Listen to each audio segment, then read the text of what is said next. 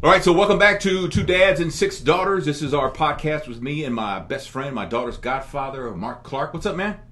What's going on, man? I think we're gathering steam, man. I get comments. People are saying, I'm watching, I'm loving what you and Tony are doing. I'm like, all right, great. Well, nobody said a damn thing. Nobody said a damn thing to me. What's up with that? Well, it was my mom. But okay, all right. Well, Miss Jackie has an opinion too, man. She's allowed. She is allowed. Didn't have a computer, so. Well, that's amazing. It's amazing. I hear you guys are doing a wonderful job. You sound just like her. Just take a couple of smidgens of bass out of her voice, and I'm talking to Jackie. You're channeling Jackie. Man, so what else is up, man? What's up with the girls? Well, man, the girls are preparing to hit the schools. You know, tomorrow Skylar has a half day. They go back to school on Monday. Mm-hmm. Today they got their blood work done. Today they had to go to the doctor to get their blood work. So that went well. Nobody fell out. Mm-hmm. There's blood everywhere. There's, we're just getting ready to start it back up, man. Start the machine up again. You know, yeah. I was up for this big job that I didn't get, so I'm sorry, man. They kept the sharp objects and guns away from me this past weekend. Did you take it bad, man? Were you disappointed?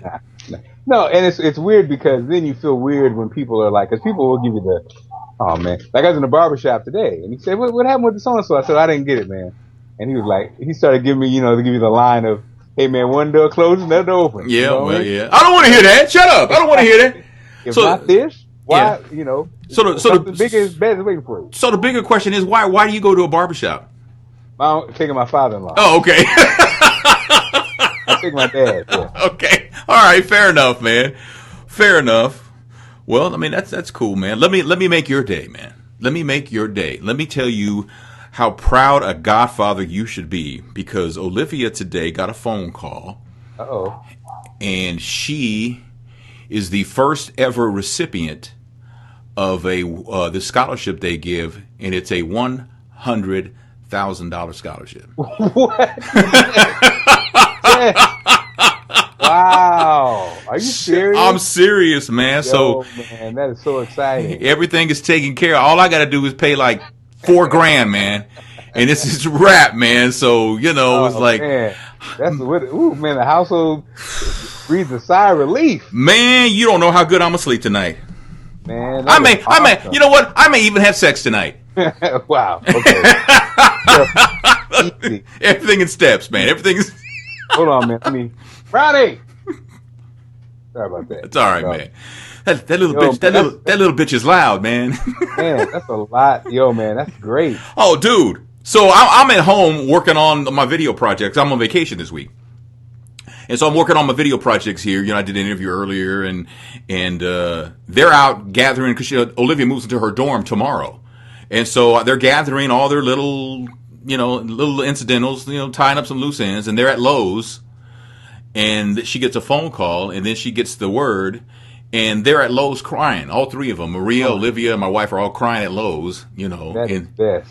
And so they said, Mita said Red Robin for dinner, and not a sponsor, by the way, but if you'd like to be, and Lowe's too, by the way, and that's awesome. I get out of the car and they have these look on their face. I'm like, what? And so my wife says, let me introduce you to the first ever recipient of this scholarship that's worth $100,000. That's $25,000 a year for 4 years. That is amazing, man. God, that's what a blessing. Man, she already had a half ride, which I was cool with, right? Half a ride is better than no ride, right? Yeah. So I was good with that, right? So, I mean, we had already started making payments. I mean, we were already like 5 G's in, man, Awesome. So, everything, they're going to move that money, I guess, to the portion that I have to pay. So I'm almost paid off for the year with that. So and I said, are you finally excited about going to school? She says, yes, I'm excited. So she got, because she was up for a full ride and she didn't get it. And she was very disappointed, right? Mm-hmm. She felt like she had let me down and her mom down. I was like, what are you talking about? Olivia, what are you talking about? The fact that you're going to college is my reward. Don't even worry about paying for it, right? I said, I got this. Right? In my mind, are you crazy? Are you nuts? Have you lost your damn mind? But I got it, man. We cut some corners and stuff, so, but it was, I'm very happy for her, man. She's excited, and it's hard to get her excited about anything. So Yo, man, I can't wait to share the news. What a great, Yeah, great day. yeah, That's amazing. Tell her we love her and we're so proud of her. yeah, And I'm going to get her a gift yeah. one Well, day. One day. one day, man. Just let them stack up, man. So by the time you're ready to do it, you can just borrow the house, man. You know what I'm saying? That, you know, speaking of that, Tony, what you said was interesting because I think this could be an interesting topic. You mentioned, I thought about you when I was coming in the house In a manly because, way. in a manly way, like you said, every father wants to be able to say, I got you. I'll take care of it. Mm-hmm. Don't worry about it. Mm-hmm. Every man wants to be able to say that to the wife, to the kids. And it is a very interesting space, to be in when you can't say it. You know what I mean? Yeah. When you can give your love, you can give your time, you can give your thoughts and give your feelings, but you don't have the money to give. And this space that I've been in since probably 2008, I was thinking about it because even when I, was making six figures, I was thinking it was weird. I was never the kind of dad, even though I had daughters, that showered them with a whole bunch of material things. Mm-hmm. And it's hard it's funny because it's hard to kind of, when I look back at it, I was thinking about that. My mother-in-law buys them everything and always has. So it's almost like that was always taken care of. You know what I mean? And so, and I think because I didn't come from a household that necessarily, my mother wasn't in a position to do it, that wasn't a big part of it. Our whole thing, like, buy my baby girl everything she wants, Mm-hmm. which I know a lot of fathers do, Mm-hmm. And I never second guessed that. I was always comfortable with that because, I felt like we can get them whenever they want and, they were happy, so whatever. But now being in this position and now that they're older, because I guess back then, when they're kids, they don't really ask for anything either. That's the other thing. They don't ask for a bunch when they're little kids. So now they're preteen. Now they do ask for more things, but as they come into this age, I have not had the kind of employment that allowed me to do that. So, I always think about that from a standpoint of, you really have to, I have a lot of dynamics that work for me. My wife is very understanding. My in-laws are very understanding. But you know what, Mark? There's a reason why. And- There's a reason why they're understanding, and the reason why is because of the kind of man you are. Yeah. They know that you're trying. You don't. Some guys, they lose their job. They just sit at home and watch TV and wait for a job to come knocking on the door. You have never done that. Right. You have grabbed on opportunities that you really didn't even understand, but you did because you felt like you had to, right? I'm Right. just being honest with you, right? And I hope I'm not saying anything out of line, but Well, damn you, Tony Scott.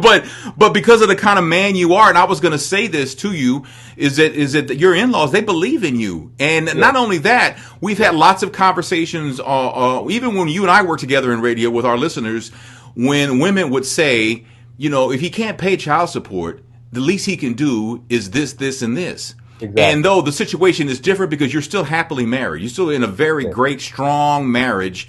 Yes. But just because you're not bringing home money, it doesn't mean you're not doing other things, and you are. Everything is being asked of you. You have no problem with it, and you do it. And I think that speaks volumes of you, and it speaks volumes of how your in-laws and your wife feel about you. They have no doubt. Well, that's why I wanted to share and say that to the support group, the wives and the in-laws and the people that surround. And the out-of-work husbands. And the out-of-work husbands. It's so important to have that support group, though. Mm-hmm. You know what I mean? Mm-hmm. Because when you have people whispering in the ear, it could be very trying. Mm-hmm. Even, so let's say your wife is dealing with it, but she has someone whispering in her ear. Let's say that person is her mother or her father or her family members. All those things come into play. And I just wanted to shout out those who are supportive. And then for those who haven't thought about it, please be supportive because it can be a very trying time.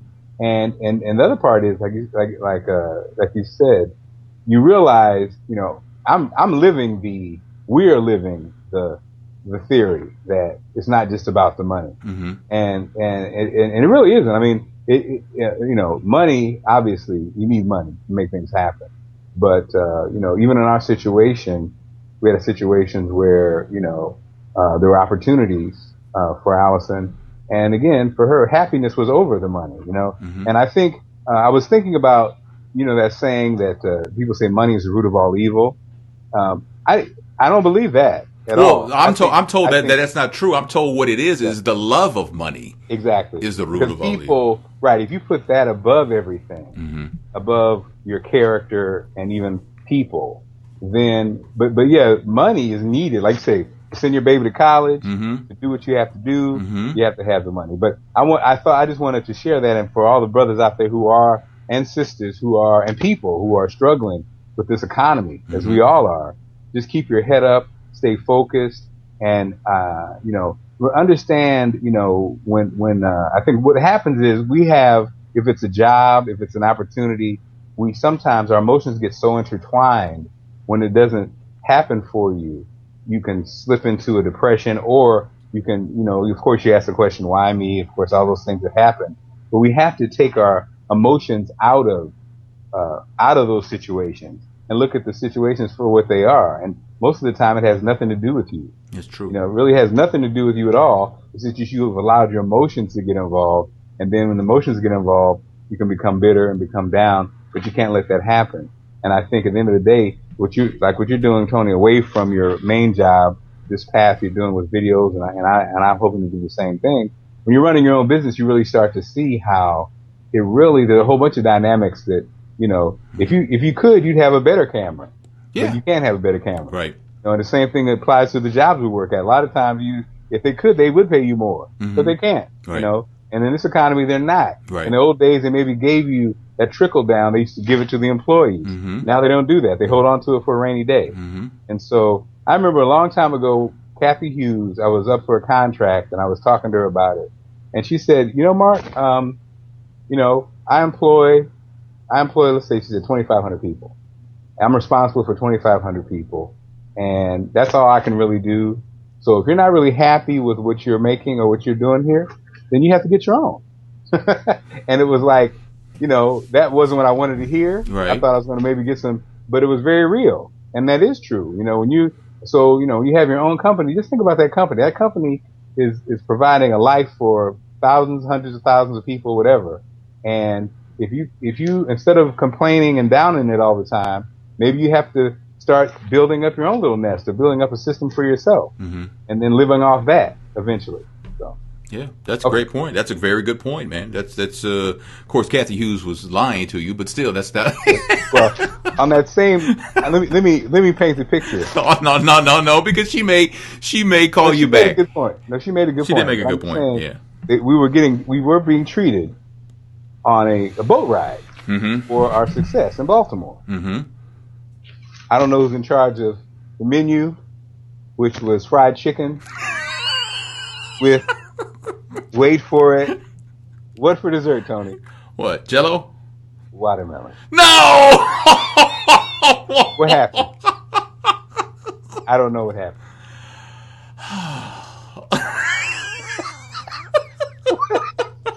What happened, y'all? Nobody was in there to say, maybe we. And you on a boat ride? Yes. Ice free? Give me free.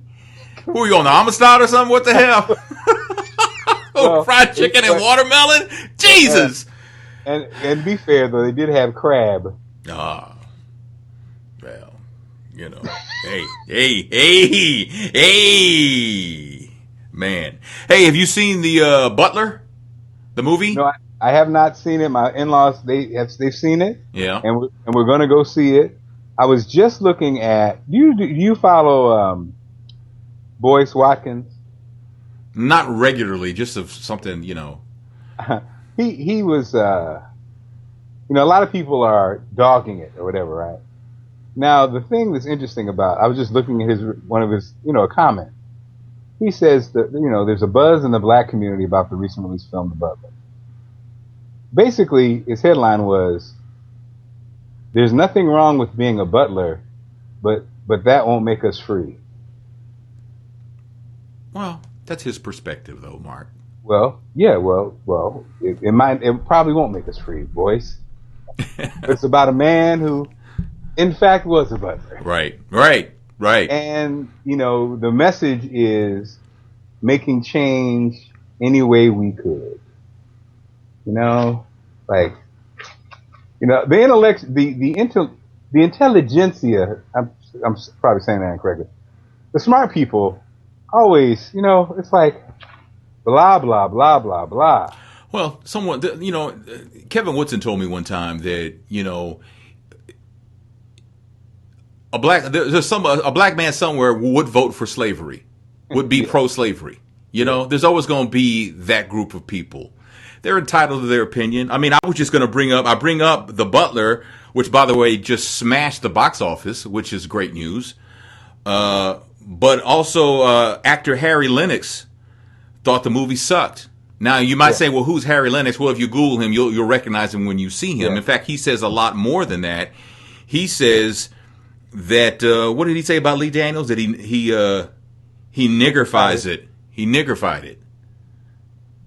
Well, what does that mean? What does that mean? I don't know what that means. What is it? Did he make it? What does that mean to you? What does that mean? I think he probably saw either the original book or he probably saw the original screenplay or something like that, and felt that the decisions that Lee Daniels made it the typical story. You know what I mean? Mm-hmm. And I think that happens a lot in Hollywood. I think that's one of Spike Lee's beefs. I think it's a lot of people who, it's easy to say that. Mm-hmm. I mean, I think it's interesting, like in Spike Lee recently, Spike Lee was doing this James Brown movie with Glazer. Right. And he's not on anymore. Yeah. They apparently fell out or whatever. But I think so, you have a vision of how you would want something, right? Mm-hmm. And I was just talking to the girl that I told you a couple weeks ago, the girls that signed with this management company, Hollywood thing. Mm-hmm. And one of the guys, they're trying to get this animated movie done. And the funding is just it's a slippery slope, it's like it's slippery slope. One day they're good, one day you're not. One day you're good, one day you're not. I think that's a factor when directors do movies, I think also, what I always will say about the criticism, when you talk about art, a person has to do their thing. You know what I mean? Mm-hmm. Lee Daniels can't make the movie that Spike Lee would make or that Quentin Tarantino would make.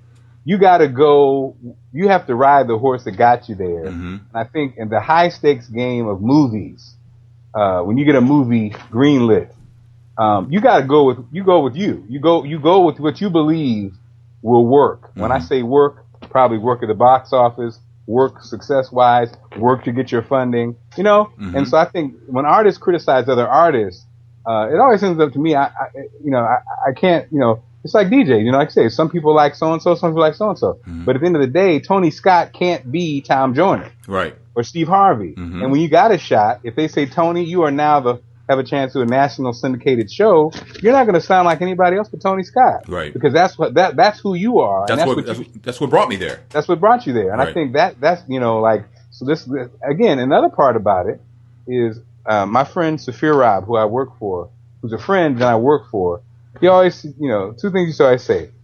Proof of past performance, when you're talking about business. Proof of past performance and the proof of the proof of the pudding is in the tasting. Mm-hmm. Which people always do jack that one up, don't they? Most people say the proof's in the pudding. Don't most people say the proof's in the pudding? Yeah. But the proof of the pudding is in the tasting, I think. But anyway, proof of past performance. Lee Daniels has done this. He's an Academy Award winning director, right? No, or nominated. Yeah. He's only done 4 or 5 movies, and they've all been pretty much successful. Versus your man who was in the 5 Heartbeats. I mean, come on. Oh, Robert Townsend? Yeah, But they all have their niche, though, don't you think? But what I'm saying is, have you ever got a project greenlit, whoever's criticizing? And that's the beauty. That is the beauty of black folks. Since there's very few opportunities, very little opportunity, ask yourself this question before you criticize. Have you ever got a movie greenlit? Mm-hmm. No. Have you ever been nominated for an Academy Award? No. Has anybody ever invested over $1 million in anything that you've ever done? If you can't answer yes to those questions, shut up. No. have a right. You have a right to comment, but Yeah. it's like, what have you done? I mean, who are you to say that? Spike Lee can say. I think Spike Lee, when he criticizes directors, okay, I'll listen to Spike because Spike Lee's a director, But this guy, A lot and of it's his times, opinion. though, Spike comes off as somebody who's jealous of someone else's success. I don't know if that's true. That's the impression I got, and I could be wrong about that. But I will defend Spike Lee on this. Spike Lee's been catching heat because he's been using Kickstarter to fund a movie that he wants to make, and he's been getting criticized for that. Where on the other end of the spectrum, Adam Carolla, who has a very popular podcast and it has had somewhat of a successful career, is doing a Kickstarter funding project for a movie, and he's getting nothing but love. Yeah, I think a lot of that's ignorance too. Did you see Adam Carolla is in the the social media, new media. Mm-hmm. He's in that market. He's one of the success stories is his podcast, like you said. Yeah. And I think Spike, they just kind of, the general news people just threw him in the cycle. Right. But Carolla already has a huge base that I'm sure will fund whatever he wants. That's the thing. Yeah. Tapping those guys, and again, hats off to Spike, like you said, for tapping into new media. Which this will be like you said, at a great point. He said, "I've been doing this before there was social media." Right. Which is true. You True. go to Oprah, go to Denzel, and ask them to take a pay cut, ask them for some money, and so he's been doing it for a longer time. Well, Tony, it's interesting because my people and your people have a history of being domestics. Mm-hmm. And what's your take on The Butler? Mm-hmm. Or even well, I haven't seen The Butler, so I really don't have an opinion on it. But I find it very interesting that a man like this Lennox guy, he says that he got sent the script for the movie The Butler, and he read 5 pages and he just couldn't do it. He says he was appalled. He says it's historically inaccurate, and he just had all kinds of criticism for it. And then when he says that Lee Daniels niggerfied it, it's like, wow, really. Yeah. And now don't get me wrong, I don't think it's necessary in 2013. See, like 20 years ago, even going back before then, black folks were almost obligated to publicly support, both in terms of their dollars to see a movie and their take on the movie, to support black cinema. Yeah. I don't think that's necessarily needed anymore. I think if a black movie comes out and it sucks, I think you should say it sucks. Yeah. But to just go out and say something like that, he niggerfied it. That's just hate. There's no way that you can use that word in that manner and not mean hate. Yeah. And why would you do that? Yeah. Why would you do that? What is it really worth it? That's the other part about life. I'm getting around to, it's just not worth it. You're an actor. Yeah. This is going to be Academy Award nominated. You're a black actor. Mm-hmm. Oprah. What are you doing? You going against Oprah? Yeah. No. Yeah. I mean, essentially, yeah. And who are you? Yeah. Who are you again? You're not big enough to, you're not really big enough to do that. And like you said, what positive? Let's say you're, what positive can come out of it? Nothing. Mm-mm. You can have an intimate conversation with Lee Daniels. You could in a private, but to publicly say it, and again, it kind of speaks to the whole crabs in the barrel thing we always talk about. I mean, but this Lennox guy, he's not even a big enough star to be invited to be on Dancing with the Stars. I mean, he's not even a B-list. I mean, you'll know him when you see him, and he's a good actor, but he's not on a level where anybody's going to remember his name. So why? So did you say this so people will remember your name? Because all I remember is your last name, Lennox. I don't remember your first name. And I'm the one who brought it up 5 minutes ago. I don't call him Lennox Lewis. You know what I'm saying? I think he's a boxer from England. So this, I saw this story about this survey in Germany, a study that says that people who have more sex make more money. This one, Allison did this story, and she was like, she did not like this story in general. Well, now why? I tried to. I think she was kind of like thought it was some BS because she was like, "Well, what about prostitutes or something?" I was just like, "No." But you don't factor that in, though. That's not part of the study. So yeah. Talk about everyday people, right? Yeah, I think it's just again the spirit of having money. Yeah. When you have money, let's say me for instance. let's say I'm making millions now. Okay. Now, my wife gets up at 4 o'clock in the morning. Right. If I'm making millions and we got everything we want, if I shake her at 3:30, it's different than me shaking her now at 3:30.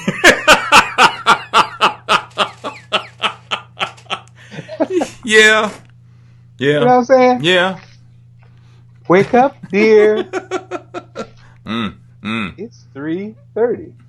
Ain't 30 more minutes. Possibly one. And not have nary a job. No, well, I got needs. Possibly one. I got wants. Versus, you remember the great time you had on vacation when we flew in and you're remembering the delicious meals we had and you're like, yes, dear. And you know what, if I don't feel like going to work today, I just call in. Because he got my back. Right. Versus, huh? If I don't go in, we don't go in. No. What's your take, Tony, on the story? Just in general, I think it relaxes the attitude around the household. Well, it does, but I mean... And also access. When we got money... Well, money, generally speaking, can make things a lot easier. It can also complicate things. But in regards to this study that we were talking about, they were asking 26 to 50-year-olds. So I'm not even in that demographic, right? So it doesn't even apply to me. Do people who make more, have more sex, make more money? According to the study, 3.2% more. So you make, 3 pennies on every dollar more than I make. So is that even worth a study? Anything that has sex in it is going to get attention. It's going to get it's going to get attention. Allison's other argument was that poor people, sex is their recreation. Well, I could see some truth in that too, but cable off again? Hey. But lights off again? But I don't think that study was addressing special circumstances as far as like poor people or unemployed people or people who were prostitutes. I don't think that was part of their equation. That's just me. To make people like us talk about it. And it did. Well, successful. Man. So in St. Louis, the county police have apologized for a white officer's reference to the headless horseman while questioning a black family about what they were doing at a home in South County. Dale Watson said that he appreciates the apology, but he wants the police to do more than that. He and his wife, his nephew, and his niece were fixing up a foreclosed home last Friday morning when 2 St. Louis County patrolmen arrived and asked why they were there. So Dale explains to them what's going on. And the officer says, quoting here from the St. Louis Post-Dispatch, "I'm going to assume that you're legitimate, but if something happens down the road, then we're going to come down like the Headless Horseman. Do you know who the Headless Horseman is?"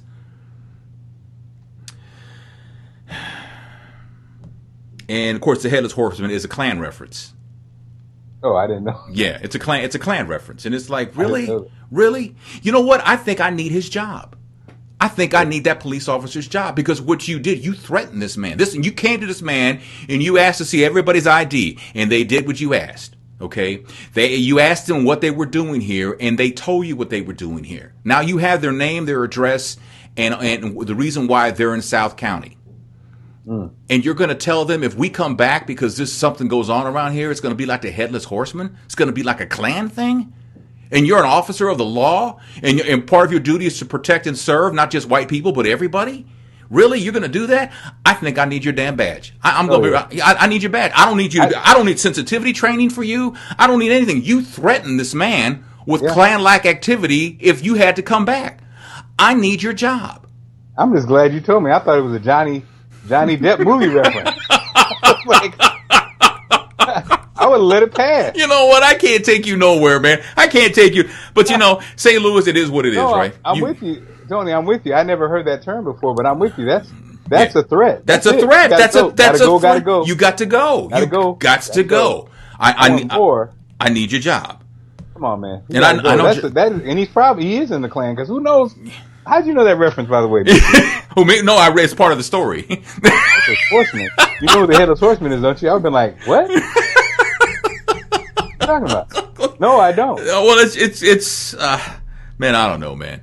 And then I saw this other. I didn't read the whole story, but I got the headline of this with this woman who apparently was mad at her husband. I don't know if he cheated on her or what, but she cut his peen off with a butter knife. Wow. They did not. So I know they didn't find that one. It was ragged. You know, do you know how long that may have taken? Well, depending on his size, but I mean, I'm just saying it could have took a minute. It could have took a month. I mean, just depending. And for his sake, I hope it was the butter knife with the little little ridges.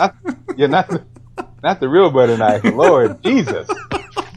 But a butter knife is not really a sharp object. It's just designed to spread butter.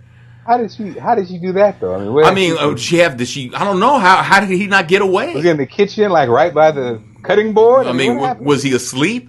Because one time Willie Nelson said a long time ago that one time he came home drunk, one of his wives, and raising hell, she sewed him up in the sheets and beat him with a broomstick, so he couldn't even get out of the sheets. She sewed him when he was that drunk, when he was that passed out, and she's like, and then she beat him with a broomstick. So maybe he was that drunk or on something where he couldn't. I don't know what the deal was, but to use a butter knife to cut off a man's peen, man, that's. Did they recover it? You know what? I don't know. I didn't read the whole story, and I should have even brought it up without even doing that. That's sin number one on my part, because as broadcasters, we don't do that. Oh, I'm not talking about his penis. I mean the butter knife. Is it covered? You always want to set. You don't want to have. All right, that's enough. You don't mess up the set. Oh, that's enough. Where's the butter knife? Okay.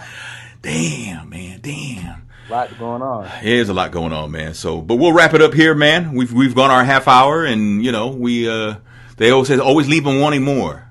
Yeah, man. You look really clear today too, man. Do I look on a clear? Well, you know what? I bought some new lights. So for my studio, and I got to get you these lights, man, because they're not expensive at all. They're like $55 for 3 lights. Yes, would you on eBay? Yeah, but you might be able to get it on Amazon too. So I'm an Amazon merchant. So if you use my link, I get some pennies. You're an Amazon merchant? I didn't realize that. Yes, I don't ask many men to use my link, but I'm asking you. Well, hey. Don't put me near a butter knife. Well, dude, have a great rest of the week, man. Yo, man, tell Olivia, man, we're so proud of her. I have to call her tomorrow. Don't tell her that. I have to call her tomorrow. All right, yeah. Oh, yeah. She's moving tomorrow. She's moving tomorrow, so you maybe want to call her tonight, or maybe like right when we get off, because she's upstairs right now bouncing around. She's still walking on clouds, man. We're happy amazing. For her. Yeah, man. That's great. Good job, man. Proud of you guys. Hug the wife for me. I will, man. Tell everybody I said hello. I sure will, brother. And we'll talk to you next week. All right, man. Take care.